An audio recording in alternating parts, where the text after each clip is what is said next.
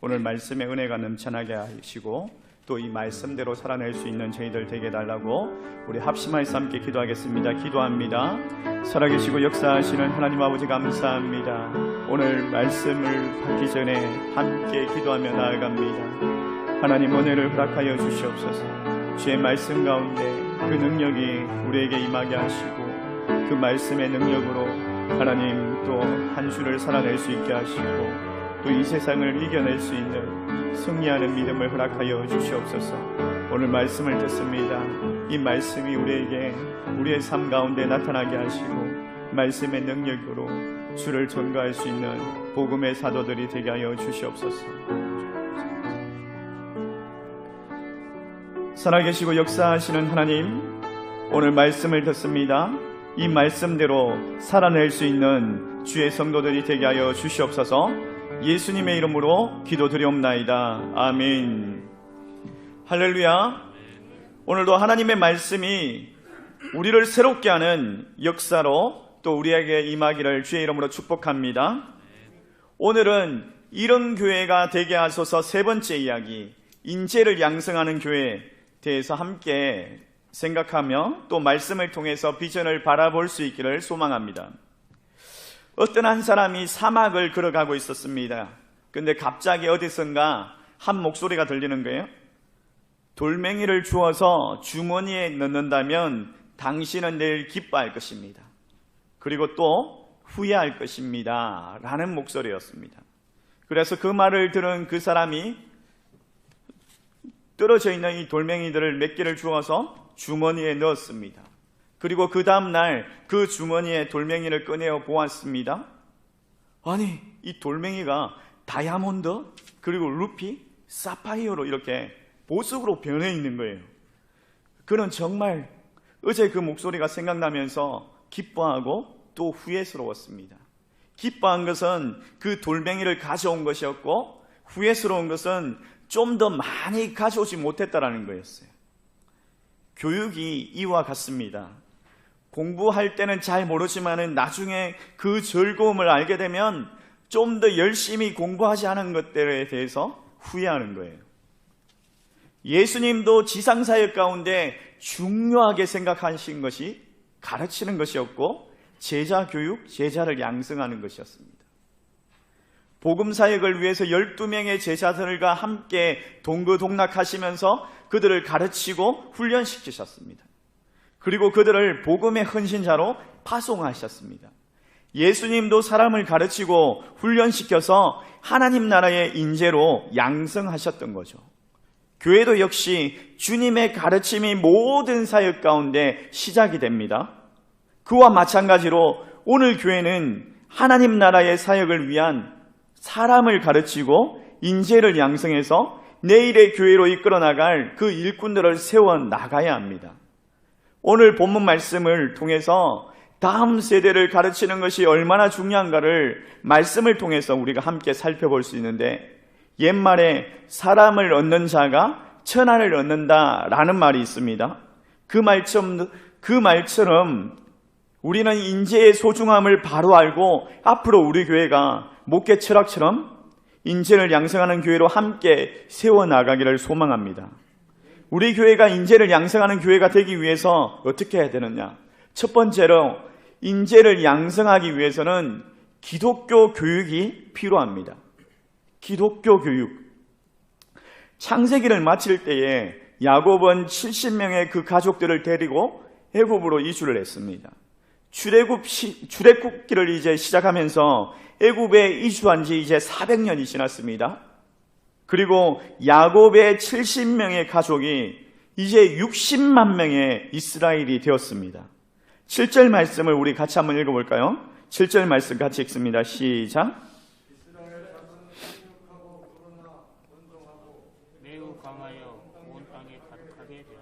자, 7절 말씀에 보니까 생육하고 번성하고 매우 강하고 가득하게 되었다라고 말합니다. 근데 8절 말씀에 반전이 일어나고 있습니다. 드디어 사건이 일어난 거죠. 8절 말씀을 또 우리 같이 한번 읽어보겠습니다. 같이 읽습니다. 시작.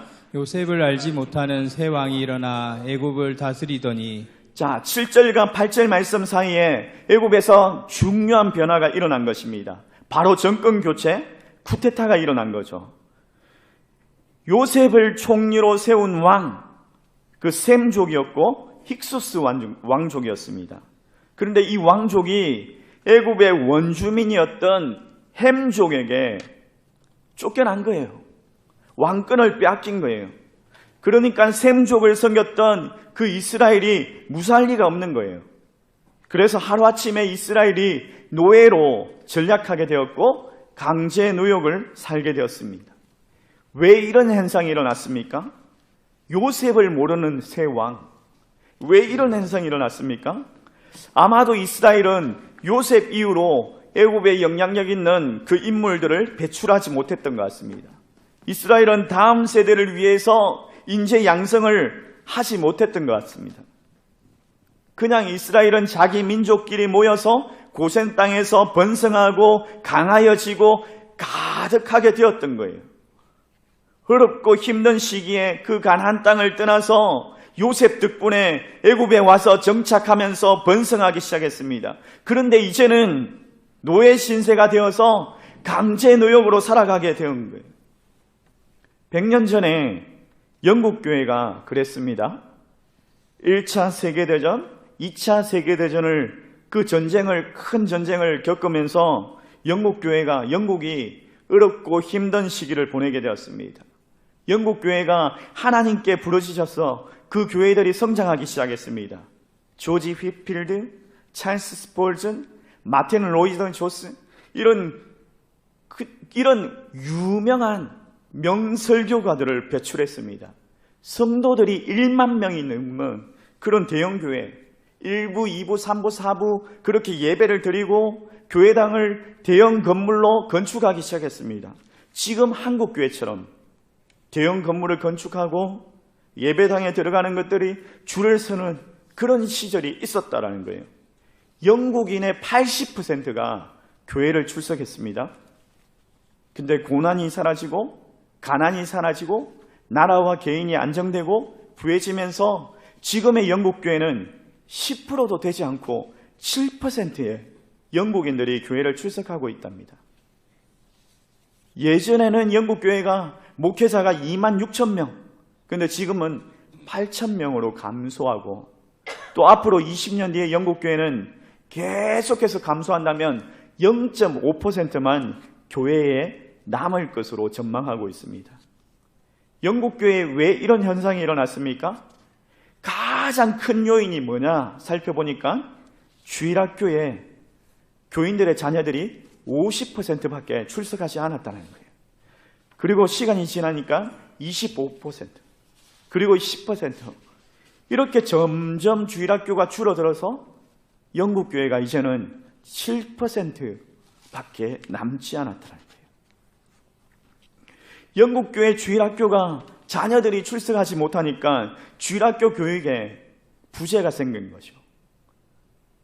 기독신문에 다음 세대 교육을 포기하면 10년 뒤에 한국교회는 없다라는 그런 기사를 보았습니다. 교회 교육의 전문가들이 모여서 함께 토론을 하면서 지금부터 최소한 10년을 투자하고 목표로 영아부, 유아부부터 시작해서 청년부까지 교육부서를 다시 새롭게 세우지 않으면 10년 뒤에 한국교회가 없다라는 거예요. 10년이 마지막 남은 골든타임이라는 거예요. 10년이 지난 후에는 한국교회가 자생할 수 있는, 자체적으로 일어날 수 있는 힘이 없다라는 거예요. 교육의 가치는 이렇게 전달하는 거예요. 기독교 교육은 기독교 세계관을 심는 것입니다. 그런데 어떻습니까? 공교육이 심각하게 기독교 세계관을 무너뜨리고 있습니다. 그래서 교회 교육 전문가들이 교회와 가정과 학교가 유기적으로 통합된 시스템으로 변화되어야 한다라고 그렇게 강조하고 있습니다. 한국 교회가 가장 큰 실수를 한 것이 뭐냐? 기독교 교육의 장을 가정에서 교회로 끌어들였다는 거예요. 언제부터인지 부모들은 자녀들의 그 교육, 영적인 책임들을 교회에 미루고 있습니다. 그냥 교회 책임으로 넘기고 있는 거예요. 떠맡기고 있는 거예요. 주일학교는 부모들을 대체하는 그런 기능이 아닙니다. 상호 보완하고 협력하는 관계입니다. 주일학교는 부모들이 자녀들을 기독교 교육으로 잘 양육할 수 있도록 돕는 거예요. 특별히 어린아이일수록 더 어릴수록 더 중요합니다. 그래서 우리 교회가 코로나 이렇게 어려운 와중에도 영유아부 담당하는 전도사님을 모셨습니다. 그리고 우리 교회가 앞으로 한국 교회를 책임지는 교회가 되기 위해서 가정과 교회를 또 통합할 수 있는 꿈미 사역을 도입했습니다. 꿈미 사역은 가정과 교회가 다음 세대를 위해서 연합하는 기독교 교육입니다.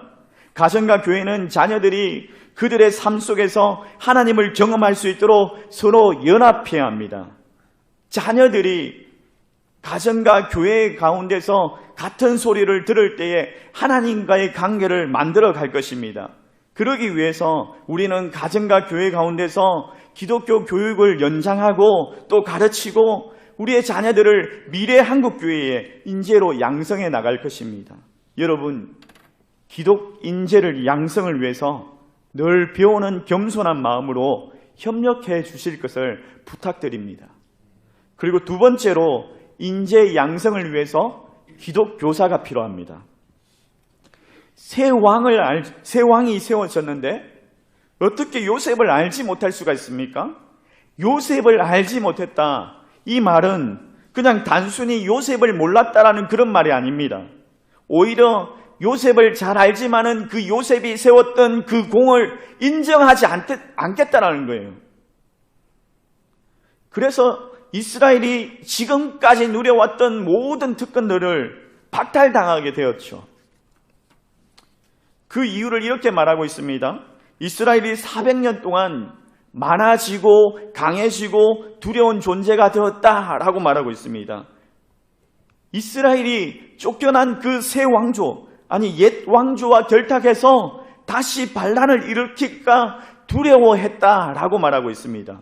그래서 이스라엘이 노예로 전락하게 되었습니다. 그런대로 이스라엘 자손들은 학대를 받으면 받을수록 더욱 번성해지는 거예요. 그러자 바로가 산파들을 불러서 히브리 산파들에게 명령을 내립니다. 어떤 명령을 내립니까? 15절과 16절 말씀을 우리 같이 한번 읽어보도록 하겠습니다. 15절, 16절 말씀입니다. 같이 읽습니다. 시작. 애고방이 히브리 산파 시브라라 하는 사람과 부하라 하는 사람에게 말하여 이르되 너희는 히브리 여인을 위하여 해산을 도울 때에 그 자리를 살펴서 아들이거든 그를 죽이고 딸이거든 살려두라. 자, 히브리 여인이 아이를 낳을 때 남자이거든 다 죽여라 라고 명령을 합니다. 그러나 산파들은 하나님을 경외함으로 바로의 명령을 따르지 않습니다. 하나님께서 산파들에게 은혜를 베푸셔서 이스라엘이 더욱 강해지고 번성해졌다라고 말하고 있어요. 그 산파들이 또 그 집안도 왕성하여졌다라고 성경이 말하고 있죠. 저는 이 부분을 읽으면서 이 산파들이 출애굽 세대를 준비한 사람들이다라는 생각이 들었습니다. 어쩌면 하나님을 경외하는 그 산파들이 있었기 때문에 출애굽이 가능했을지도 모른다. 산파들이 기독교 교사와 같은 사람들이다라는 생각이 들었어요. 요즘에 나훈아 씨가 테스 형이라는 그런 노래로 유명하더라고요. 테스 형이 뭔지 아십니까? 테스 형 아이들이 그런 이야기를 하길래 궁금해서 제가 인터넷으로 찾아보았는데 소크라테스를 테스 형이라고 이야기를 하더라고요. 소크라테스가 사용했던 토론의 기술 중에 산파술이라고 있습니다. 이 산파술은 산모가 아이를 잘 낳을 수 있도록 옆에서 도와주는 것처럼 단계적인 질문으로 무지해서 아는 것으로 이끌어주는 것을 말하고 있습니다. 그처럼 기독교 교사는 해결사나 마술사가 아니라 중재자인 거죠. 이끌어주는 사람인 거죠. 기독교 교사가 학생들이 그 하나님 앞으로 한 발 더 나아갈 수 있도록 그들을 이끌어주고 하나님에 대한 믿음과 성경적인 가르침과 신앙적인 체험으로 그렇게 가르치는 그런 사람들입니다.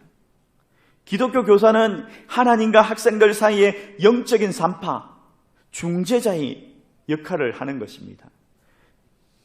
그런데 이렇게 귀한 중재자, 이런 귀한 직분들을 우리는 부담스러워합니다.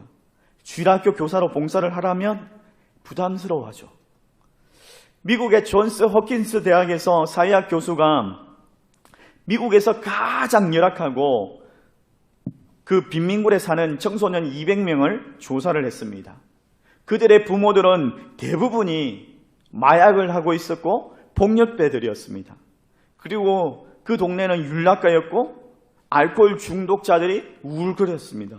사회학 교수와 그 학생들이 결론을 내렸습니다. 200명의 청소년들이 90%가 앞으로 범죄자가 될 것이다. 그리고 교도소를 자기 집처럼 들락날락하게 될 것이다 라고 결론을 내린 거예요. 그리고 25년이 지났습니다. 이제 교수님이 은퇴할 때가 되었는데 서재를 정리하다 보니까 그때 설문조사했던 것들이 있는 거예요. 그래서 그 설문조사를 다시 한번 살펴보면서 호기심이 생겨서 그 아이들의 이름과 주소와 설문 내용 그것들을 보면서 그 아이들을 찾아갔습니다. 미국을 뒤져서 200명 중에 180명을 찾아냈습니다. 근데 웬일입니까? 180명 중에 4명만 감옥에 간 적이 있고 176명이 모두가 훌륭한 사람이 되어 있는 거예요. 그렇게 열악한 환경 가운데서 도저히 상상할 수 없는 예상을 뒤엎는 일이 일어난 거예요.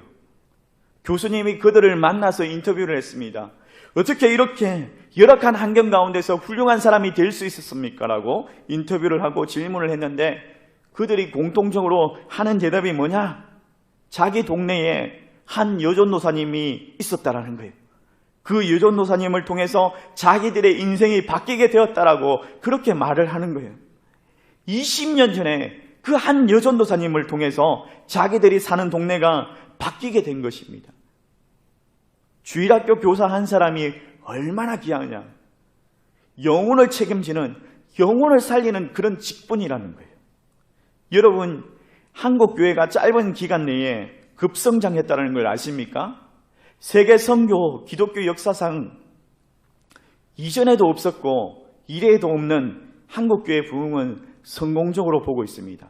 수적으로도 10대 교회 중에서 6개의 교회가 한국에 있습니다. 최악의 선교 대상국이었는데 지금은 한국이 선교 파송국이 되었습니다. 이렇게 단기간에 부흥할 수 있었던 큰 축복을 받았던 이유가 뭐냐? 주일학교 부흥이 한국교회 부흥으로 이끌어냈다라는 거예요. 1980년, 1970년, 1990년 그때에 부산의 모 교회 중에서 어린 한 영혼이 천하보다 귀하다라는 그런 모토로 주일학교 사역을 초집중을 했습니다.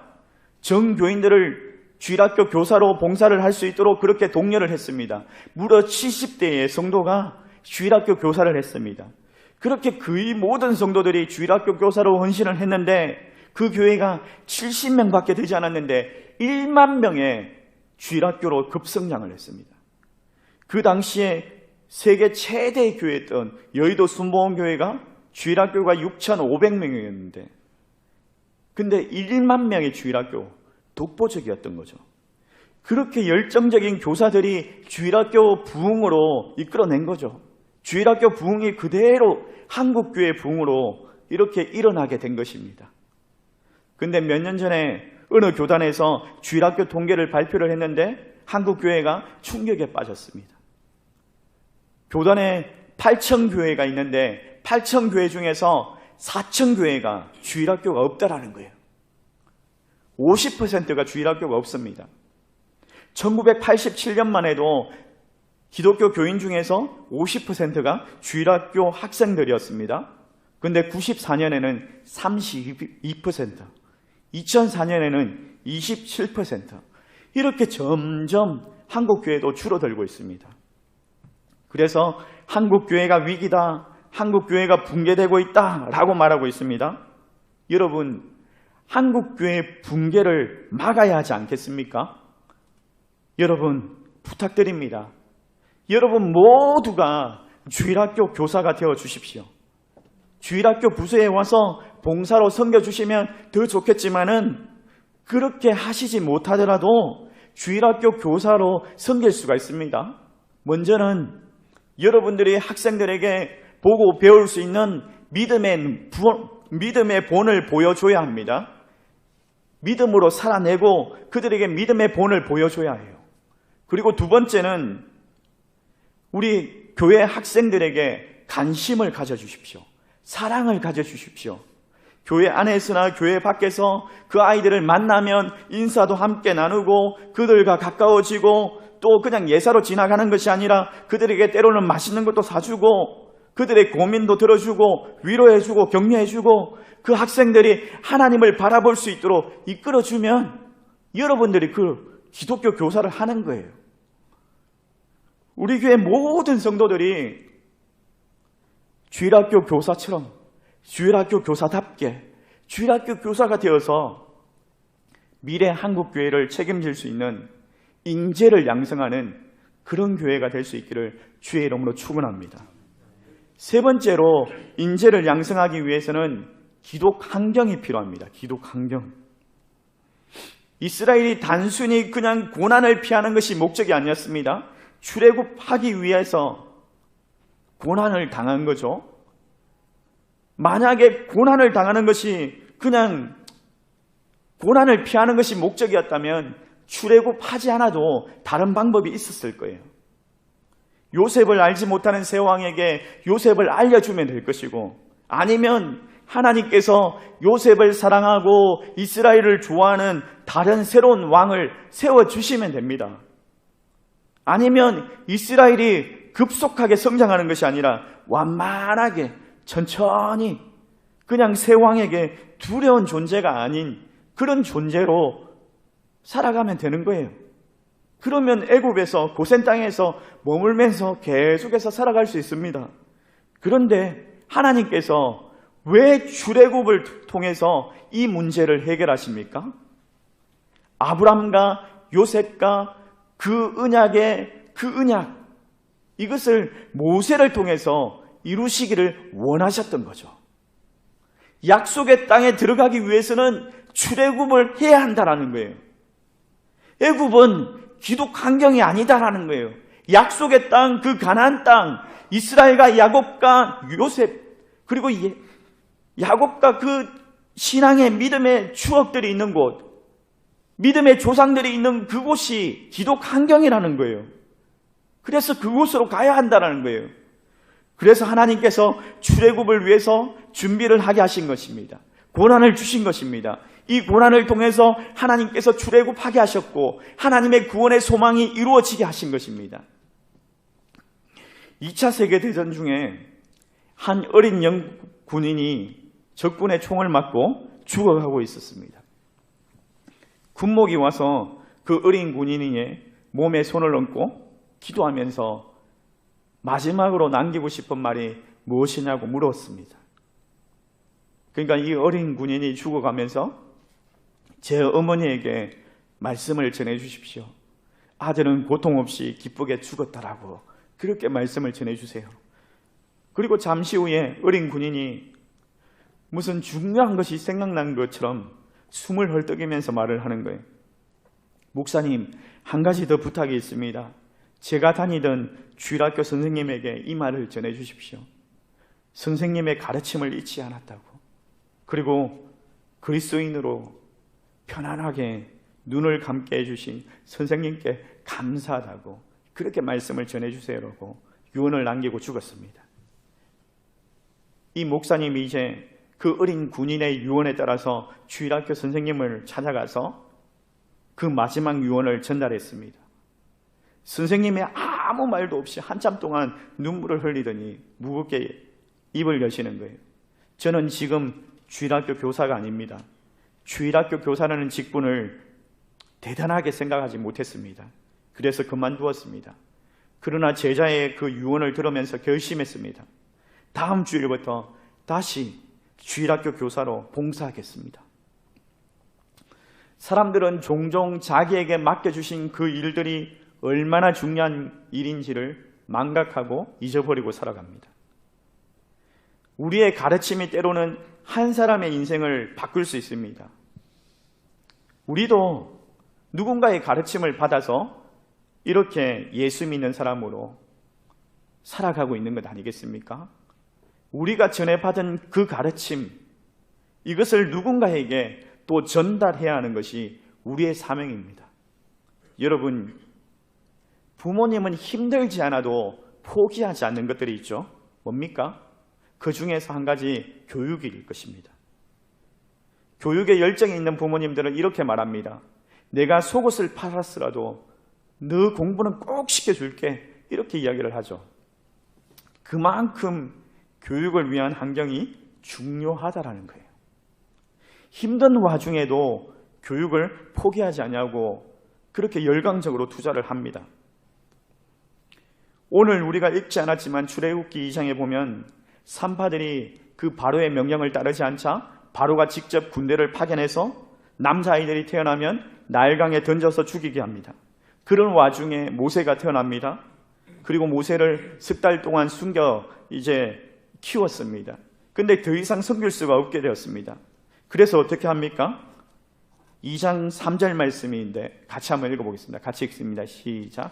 더 숨길 수 없게 되매 그를 위하여 갈대 상자를 가져다가 역청과 나무진을 칠하고 아기를 거기 담아 나일강 강가에 갈대 사이에 두고 갈대 상자를 만들었다라고 이야기하죠. 모세를 위해서 역청을 바르고 진을 바르고 물이 새지 않도록 물이 들어오지 않도록 갈대 상자를 만들었다라는 거예요. 이제 마지막이다라는 생각으로 정성을 다해서 그렇게 만든 거예요. 이 갈대 상자는 인재를 양성하는 기독 환경인 거예요. 마지막 대안인 거예요. 그동안 주일학교가 전도의 역할을 많이 감당했습니다. 근데 이제는 주일학교가 전도의 기능이 사라지고 그냥 성도들의 자녀들을 관리하고 교육하는 그런 기관으로 전락해버렸어요. 예전에 주일학교는 불신 가정의 아이들도 전도해서 많은 사람들이 교회를 다녔어요. 근데 지금은 그런 기능들이 사라졌습니다. 왜 이런 현상이 일어났습니까? 왜 전도의 기능이 사라졌습니까? 주일학교가 주중교회, 주중학교가 사라졌기 때문이죠. 그래서 어느 교회는 이것을 대안으로 주일학교 또는 주중교회 이렇게 병행하면서 살아가고 있어요. 어떤 교회들은 공부방 같은 학습관을 만들고 운영하고 또 지역 아동센터, 문화센터, 도서관을 운영하기도 합니다. 그리고 대안학교도 운영합니다. 그래서 우리 교회가 전도의 기능이 활성화될 수 있도록 교육 환경을 새롭게 디자인해 보려고 합니다. 주일학교가 아니라 또 주중교회로, 가정학교로 그렇게 통합적으로 기독교 교육이 진행될 수 있도록 우리 교회가 이 갈대 상자를 준비해 보려고 합니다. 여러분, 올해 이렇게 새롭게 생겨난 우리가 월 작정헌금이 있지 않습니까? 그 중에서 장학헌금이 있습니다. 여러분, 월 5,000원씩이라도 작정을 해주시면 감사하겠습니다. 그 작정헌금, 그 장학헌금이 우리 교회 인재를 양성할 수 있는 갈대 상자가 될 것입니다. 또 건축헌금이 있는데 여러분, 커피 한 잔 덜 마시면 작정할 수 있습니다. 올해 우리 교회가 우리 교육부서들을 리모델링을 해서 우리 아이들에게 좀 더 좋은 환경을 제공해주고 싶습니다. 그래서 새롭게 단장할 수 있도록 교육 환경을 만들 수 있도록 건축헌금도 이렇게 월 작정 5,000원 정도 좋습니다. 그렇게 해주시면 우리 아이들이 주중에도 교회에 와서 놀고 공부하고 하나님 나라에 대한 그 비전들을 품고 하나님의 말씀을 배우고 그렇게 실천하면서 살아가지 않겠습니까? 사랑하는 성도 여러분, 이를 위해서 기도해 주시고 장학헌금, 건축헌금 작정도 해주시고 사랑과 관심으로 참여해 주시면 감사하겠습니다. 하나님께서 모세의 부모에게 갈대 상자를 만드는 그런 상황까지 몰고 가게 하셨습니다. 갈대로 바구니를 만들면서 역청을 칠하고 진을 바르고 물이 새지 않도록 하고 그리고 그곳에 이불을 깔고 어린 모세를 누릴 때에 참으로 많은 눈물을 흘렸을 것입니다. 모세를 위해서 부모들이 만든 그 갈대 상자는 죽음의 상자이죠. 이 갈대 상자는 내가 의지했던 그 모든 것들과 결별하는 것이에요. 우리는 기독교 교사, 기독교 교육, 또 기독교 환경 이런 것들을 최선을 다해서 준비를 해야 합니다. 인재를 양성해야 합니다. 근데 가장 마지막으로 해야 할 것이 뭐냐? 하나님께 맡겨드리는 거예요. 갈대 상자를 나일강에 띄우는 것은 하나님께 맡겨드리는 것입니다. 우리 자녀들이 민족의 지도자로 하나님께서 세워주실 것이다. 하나님께서 키워낼 것이다. 그런 믿음으로 맡겨드리는 거예요. 우리가 역청을 바르고 진을 바르고 그곳에 이불을 놓고 마지막으로 해야 할 것은 나일강에 띄우는 것, 하나님께 맡기는 겁니다. 성공을 유산으로 남기는 법이라는 책을 쓴 폴 마이어가 27세에 백만장자가 되었습니다. 폴 마이어는 기부왕으로도 유명합니다. 이 사람은 그가 버는 수익의 50%를 기부를 하는 것으로 원칙을 삼았습니다. 그는 자신이 부자가 된 것은 고통이 있었기 때문에 라고 그렇게 말을 합니다. 젊을 때 일자리를 찾기 위해서 1억스를 내고 57군데의 그런 회사를 지원을 했는데 다 떨어진 거예요. 다 거절당한 거예요. 대학을 나오지 않아서, 체구가 작아서, 인물이 못생겨서 그런 이유로.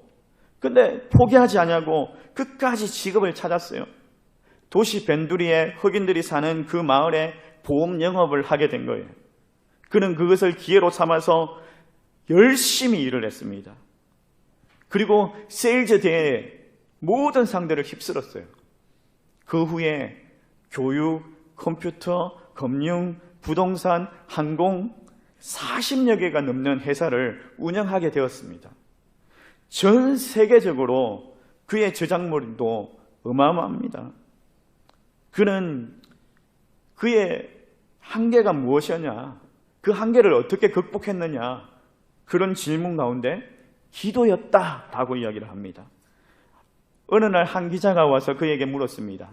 당신은 일상에서 가장 중요하게 생각한 일이 무엇입니까? 라고 물었을 때 그는 적시로 대답했는데 기도를 통해서 하나님과 대화하는 것입니다. 나는 하나님께 기도함으로 이 자리에 올라왔습니다. 캄캄한 밤을 보내면서 사람들에게 멸시와 천대를 당하면서 가는 곳마다 핍박을 받았지만은 그때마다 하나님께 부르짖었고 기도했습니다. 그래서 이처럼 놀라운 성공을 하게 된 것입니다. 고통의 밤에도 오직 하나님께 부르짖어서 기도했기 때문입니다라고 그렇게 말을 했어요. 하나님께 맡겨드린다는 것은 그냥 손 놓고 가만히 있는 것이 아니에요. 우리가 할 일, 기독교 교육, 기독교 교사, 기독교 환경 최선을 다해서 준비해야죠. 그리고 마지막으로 간절히 기도하는 것입니다. 하나님께 맡겨드리는 거예요. 기도하는 거예요. 이스라엘이 애굽에서 노예로 고통당하면서 하나님께 부르짖은 것처럼 모세의 부모가 갈대 상자로 나일강에 띄우면서 눈물을 흘리면서 기도했던 것처럼 우리는 자녀들을 위해서 인재 양성을 위해서 기도해야 합니다. 그래서 이번 주 화요일부터 이제 하루에 한 구역씩 이제 몇 분이라도 릴레이 기도를 할 수 있도록 그렇게 작성표를 만들었습니다. 또 구역장님들을 통해서 기도 제목이나 그런 일정들을 전달하게 될 것입니다. 여러분들이 인재 양성하는 이런 교회가 되게 해달라고 간절히 함께 기도해 주시기 바랍니다. 그리고 더불어서 나라와 민족과 조국 교회를 위해서 세계 선교와 전도를 위해서 함께 기도해 주시기 바랍니다. 그래서 우리 교회가 앞으로 인재를 양성하는 교회, 그런 교회가 될 수 있도록 간절히 사모합니다. 우리 말씀을 생각하면서 함께 찬양하기를 원합니다. 하나님, 우리 교회가 목회 철학처럼 인재를 양성하는 그런 교회가 되게 해달라고 우리 말씀을 생각하면서 찬양하겠습니다.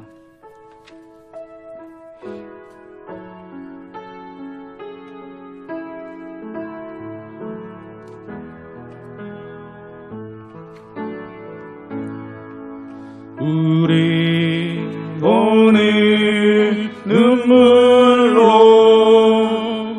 하늘의 씨앗을 심는다. 꿈꿀 수 없어 무너진 가슴에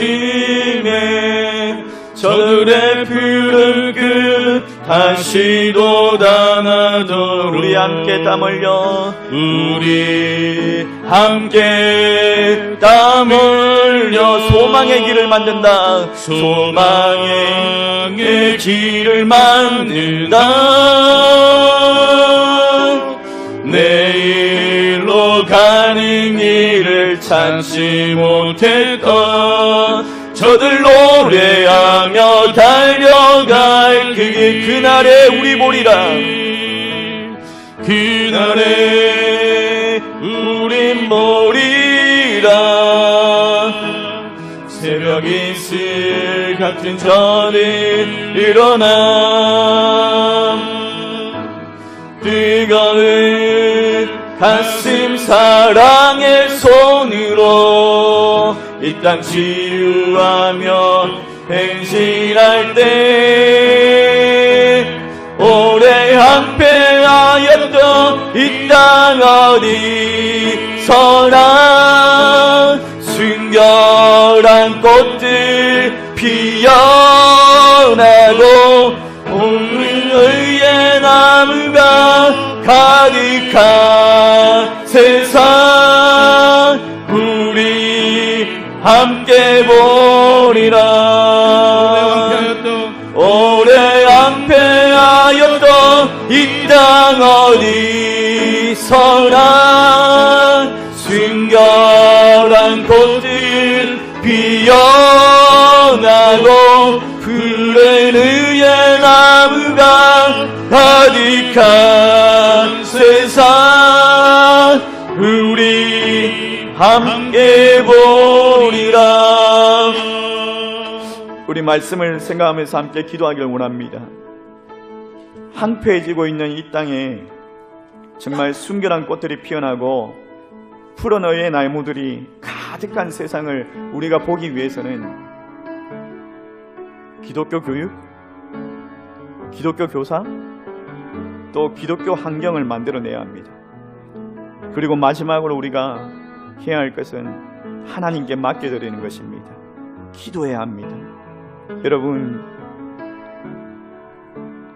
이 땅에 푸른 의의 나무가 가득하기를 그것을 보기를 원하십니까? 그렇다면 여러분들이 다음 세대들을